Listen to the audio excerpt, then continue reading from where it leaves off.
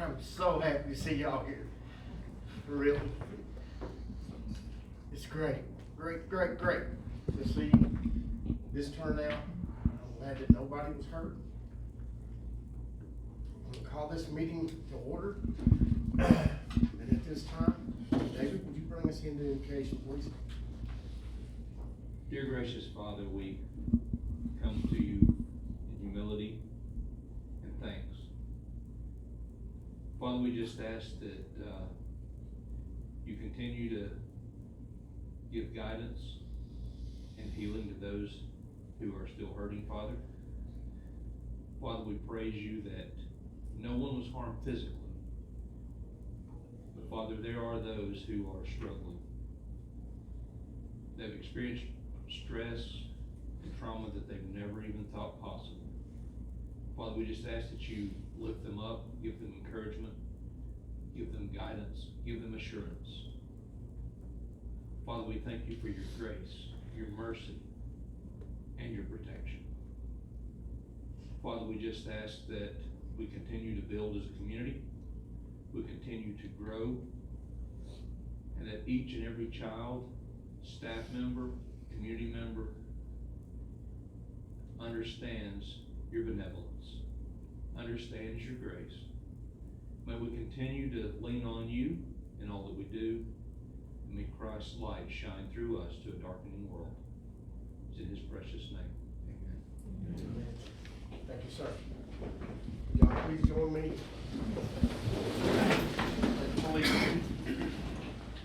I pledge allegiance to the flag of the United States of America and to the republic for which it stands, one nation, under God, indivisible, with liberty and justice for all.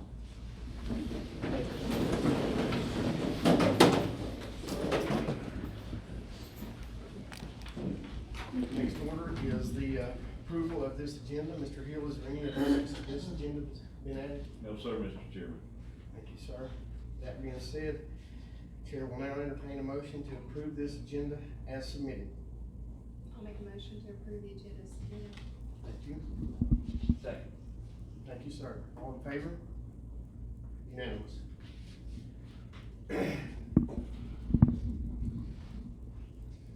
Chair will now entertain a motion to move into executive session for a minute. Hopefully this won't take us too awful long, folks. Once again, I'm so glad that everybody's here, and we'll make this as expedient as we can. I'll make the motion we go into executive session. Thank you. Thank you. All in favor? Unanimous. We'll be right back.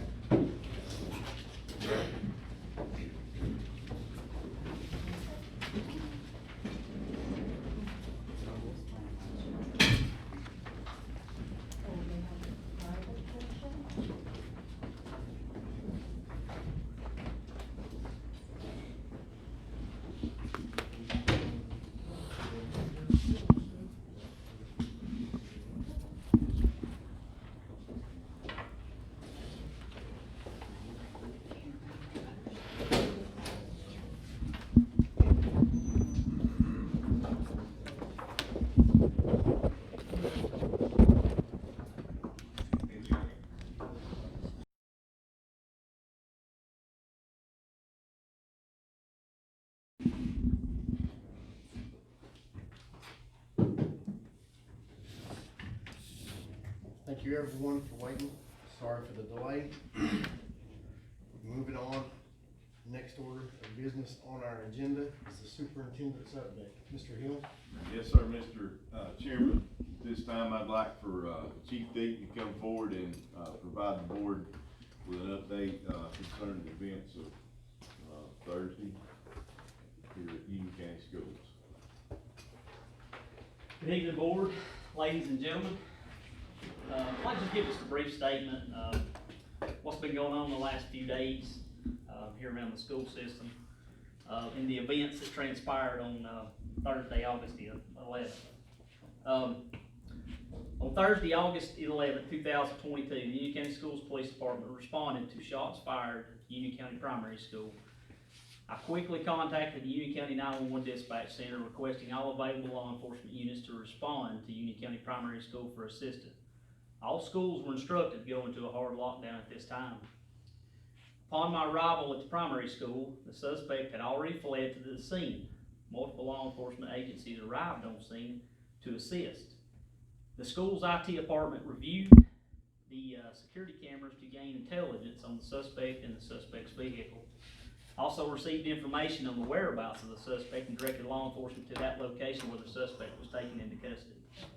At that time, multiple law enforcement agencies assisted the Union County Schools Police Department with key release at each school. Superintendent Hill and I then requested the Georgia Bureau of Investigation, the GBI, to conduct the investigation. Multiple meetings have been held and are ongoing to ensure correct steps we're taking and our school safety remains top priority. Thankfully, in the week prior to this event, multiple safety trainings were conducted that greatly assisted in the response by staff. Georgia Emergency Management Agency conducted a district-wide civilian response to active shooter events presentation. In addition, each school received training that was individualized to their specific needs. These trainings were conducted by the district safety coordinator and the Union County Schools Police Department. Union County Schools also conducted safety protocols in the new hire orientation and the paraprofessional training. I, along with the Union County School System, would like to thank the following. These following agencies, they were tremendous. It was a tremendous response for such a tragic incident. The Blairsville Police Department, Union County Sheriff's Office, Union County 911 Dispatch Center, Union County Fire Department, Union County EMS, Georgia State Patrol, Georgia Department of Natural Resources, Georgia Motor Carrier Compliance Division, the TVA Police, the Enota District Attorney's Office, and the GBI, and other unnamed federal agents for their immediate response to the situation. Also, we'd like to send out a great thank you to our staff. They did an amazing job, everybody, on that day of this tragedy. And also to our community. Our community has we've had an outpouring of love in this community, and I'd just like to thank all those individuals. Thank you. You know, folks, the last thing that anyone wants to ever hear is that call on this radio that says shots fired. And on Thursday, that's what we heard a little bit after 2 o'clock. And I want to give credit to the good Lord for protecting everybody here on this campus. I thank God for protecting all our staff, and there were a few students on campus during the Meet Your Teacher. And we had the best possible outcome to a potentially tragic situation. And we need to give God the glory for that. Very thankful for our staff members that were courageous, and I'm very thankful for them following through with the training that Mr. McCann and GEMA and our police department have provided them, and executing that training to lock and secure our school buildings, and do so very quickly. I'm very thankful for all those external agencies that Chief Deaton mentioned with their almost instantaneous response to our campus to secure our facilities and to very quickly contain the suspect, and make an arrest.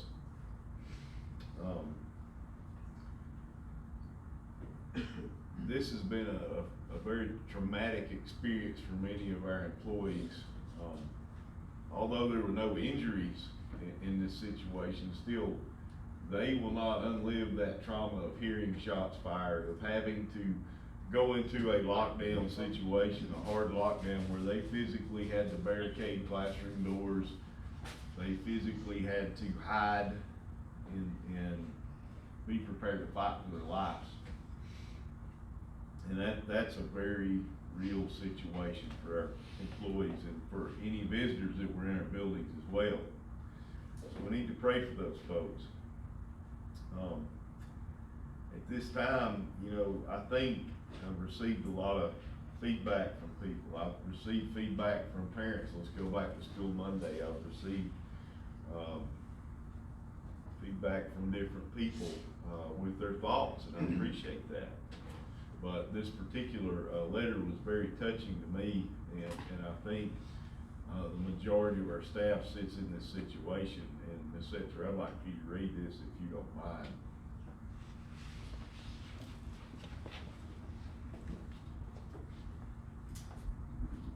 The letter starts and it's titled, "My Testimony of Thursday, 8/11/22. Good morning, Mr. Hill. First of all, I want to say thank you. I'm so incredibly thankful for our leadership and their abilities to take care of us. I always thought leaders and administrators would take care of us, but now I know, without a shadow of a doubt, that you all would do whatever it takes to ensure our safety. I wrote this quick recap in an attempt to help someone who was not on the inside see what it was like for those of us close to the incident on Thursday. Not that I have any doubt the seriousness everyone felt and how everyone at every school felt fear and has their story of scariness of the events, but there were some of us not knowing what was happening on the outside and only knowing what we heard and experienced who truly thought we might have to fight for our lives. While I never want to feel that again, I do know I would fight for myself, my coworkers, or my students. This is my testimony of what we experienced. I'm a teacher at Union County Primary School. Thursday afternoon was by far the scariest day of my life so far. I was sitting at my desk finalizing student transportation when I heard very clearly and loud enough to know it was very close, multiple gunshots. I quickly jumped from my desk and ran across the hall to see if my neighbor could confirm what that was. She said she thought it was the guy mowing the grass, but my gut and background knew otherwise. About that time, I heard lots of screaming coming from the lunchroom, and an announcement stated that we had to go into a hard lockdown. My neighbor ran to my room. We went through our usual protocols, turning off lights and concealing and covering. Since it was just us, we decided to hide in the closet. My friend and I were trying to slow our breathing when we heard a man talking in the hallway and door handles being jostled very hard down the hallway. Not having a clue who that could be and assuming the worst, I quickly grabbed a very large curtain rod, as thick as a small baseball bat, and took it apart to give us both a weapon because as I heard him jostling handles coming down the hallway, I wanted to be ready if and when he got in somehow. My friend and I whispered a plan how to fight and a prayer. We truly thought in that moment we might have to fight for our lives. The door handle jostled and they moved on. We stayed there for what felt like forever, holding our breath, trying to hear what we could through concrete walls. Sometime later, our safety team came in and told us to stay where we were, and we had done what we needed. We were taken to the lunchroom by a keyed entry by an administrator for a meeting of what just happened. A meeting where I saw people crying, praying, hugging, and in shock. While I know we are so very blessed, and I'm so very grateful for the events not being the worst case scenario, it doesn't change my experience that afternoon. I can't unhear those gunshots and screams. I can't erase the feeling I had when I was thinking this is it, fight or die. But I'm so extremely grateful for our administrative leaders who guided us, protected us, and prepared us. I'm so thankful that the outcome wasn't worse than it could have been, and I get to go hug my family another day. I'm grateful students weren't present and in the face of danger with us in those moments. Lastly, I have reached a different level of empathy for the staff of school shootings that had to hear the gunshots and screams over and over and have coworkers and students lose their life.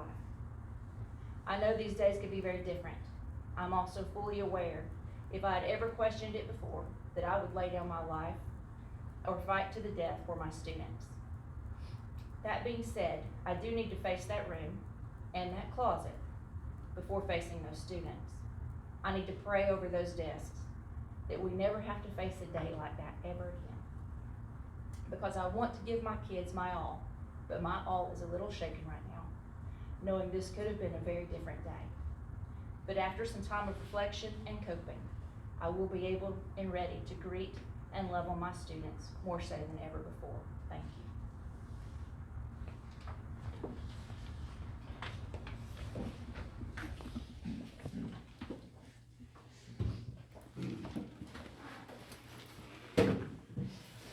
board members on Thursday, following the event, I was able to, have a brief conversation and prayer with, primary school, elementary, and middle school staffs. And initially, you know, my default is we need to go to school immediately and move forward. That's how I'm wired, and that's how I think. The threat was contained, the threat was in Union County Jail, we gotta push. We got a plan, we need to stick with the plan. And I quickly did realize that was the wrong thing to say after I addressed the primary school staff. I said, well, you gotta go home, you gotta hug your loved ones, and we gotta come back to your regular work in the morning. And those folks emotionally were not in a place where they could effectively serve students.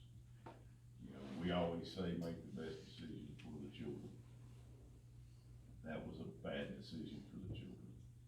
And the elementary, middle school staffs we were able to talk to, and we said we'll be in touch with you about our plans for tomorrow. As an administrative team, we met briefly here. Later that evening, because I was with the GBI for several hours at the crime scene, and later that night, maybe at 7 o'clock, we met. 6 o'clock. It's been a very blurry, sleepless series of days for many of us, because I know it has you. And, you know, I'm thankful for my principals and directors that really helped keep me grounded, because they said that that's not the right call, John. And I saw it in my own eyes. I saw where they were at. And, so we did determine at that point to make a decision, to, just give people Friday off, and thank God we did. There was another incident off campus unrelated to school, right down here at the four-way stop involving a firearm. And Union County Sheriff's Office and Blackwell City Police and the school police were involved in that and made an arrest in that incident. That would have been another lockdown situation, day 1 of school. And so God was looking out for us, even though I didn't know it at the time.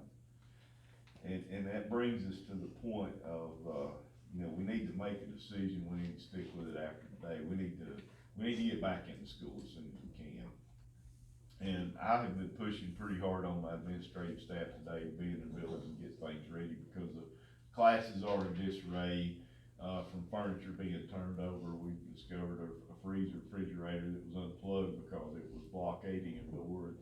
So there's some things, and we can work through the night and get that done. That's a barrier that we can handle. That's physical work. I love that. Be glad to do it. My concern after, you know, hearing from multiple employees in this type of mental state, and talking with our principals, that I don't think that's the best decision for children, because the people that would directly serve the children wouldn't be in the right frame of mind to do a great job. And I wanna be in school, and I wanna be in school tomorrow, really bad. And I wanna hear the board's thoughts on that and what we should do moving forward. This is a superintendent and board conversation. Well, what does our personnel situation look like? I guess that's the first question. If we, you know, do we have people that are not coming back, or that we don't think they're coming back? Do we have subs for those people?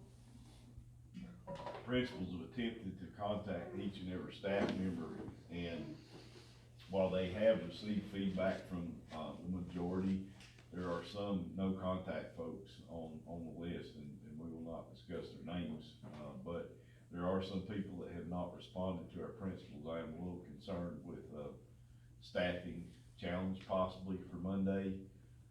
One thing that we do have in place regardless is we have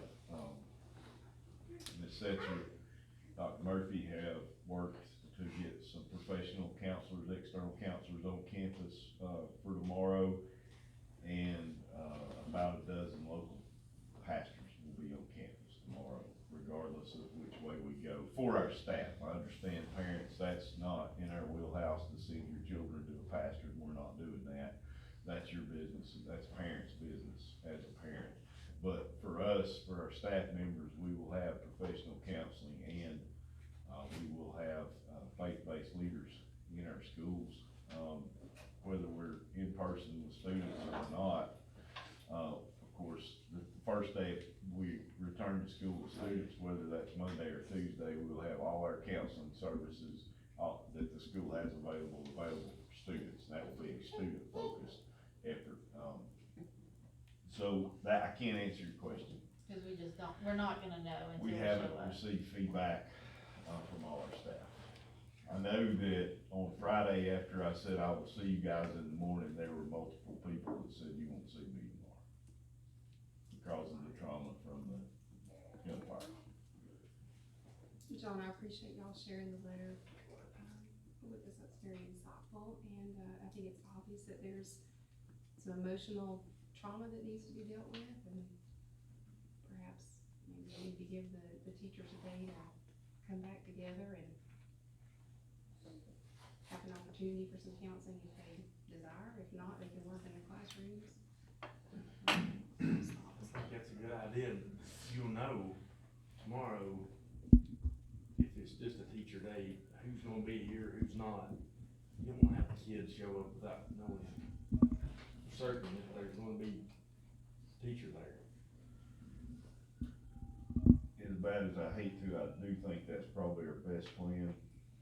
We need to get our staff in, we need to get our buildings back in order. Regardless if somebody's in a great emotional state, their classroom's in disarray, from barricades to doors and everything else, because we evacuate that building as quickly as we can, following a hard lockdown, and get them off campus, because that was an active GBI crime scene when they left Thursday.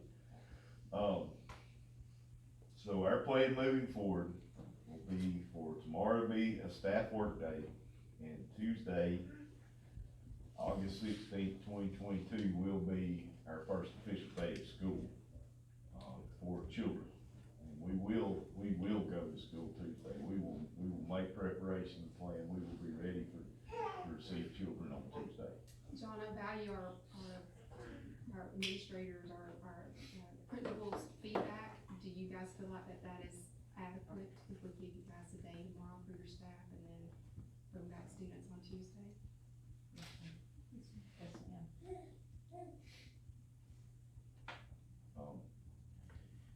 We will still have our counseling services available. We realize too, I've talked to parents that this has been very traumatic for their children that were not on campus. So we will have those options available for students with professional school counselors, on Tuesday, the first day of school. One thing else I wanted to update the board on, during the summertime, GMA did start a comprehensive evaluation of all safety and security protocols and hard security. We have really conducted this on an annual basis for a number of years, haven't we, Bill? And they'll provide us with a good report, and so we'll be able to take what was a great response, which I don't want anybody to think, you know, we really do need to praise our staff, because they did a great job, and they did a lot right. Tomorrow we'll be conducting an after-action briefing with external law enforcement agencies, because we're gonna follow continuous improvement, and we're gonna continue to get better. You know, good is not great, right? Great is not excellent. So we need to continue to tighten up and do everything that we can to ensure the safety and security of all these students and staff members. And I want the board to be aware that that is ongoing, and we'll be in touch with what the results are and what kind of action steps we need to make moving forward to further improve campus security. You know, we're gonna continue to drill. We're gonna continue to plan. We're gonna continue to get better. Because guys, look at the world we're living in right now. Watch the news any night of the week, and you can't ever get complacent. These are the things you have nightmares about as a school superintendent, this and bus wrecks, and it's always at the forefront of your mind. You know, this is not 1985, you know, this is not when I was in the school year. It's not society that many of us grew up in. be cognizant of that. We need to never, ever take it for granted, never let our guard down. I appreciate the support of the community. I appreciate the support of our law enforcement partners, our staff, and I mostly appreciate the fact that God protected our campus and all of our employees from any harm taking place.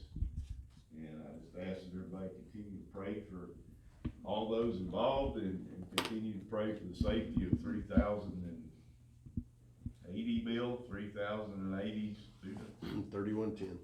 3110 now. 3,110 students and over 500 employees. And that is all I have. I do want everybody to be aware of the First Baptist Church here in 10 minutes. We need to, everybody's invited to the football field. They're gonna pray for the school district. So that's all I have. Thank you. Thank you, sir.